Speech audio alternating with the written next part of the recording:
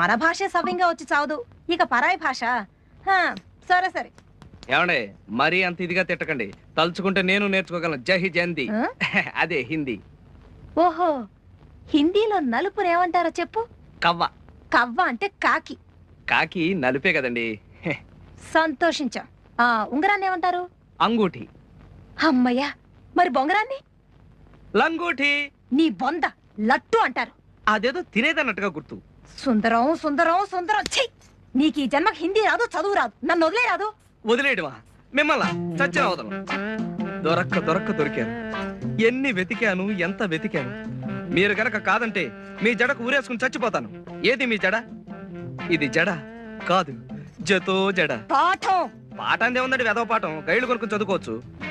కానీ మీలాంటి టీచర్, నాలాంటి స్టూడెంట్, మన ఇద్దరి మధ్య ఉన్న అవినాభావ సంబంధం, మీరలా పాఠం చెప్తుంటే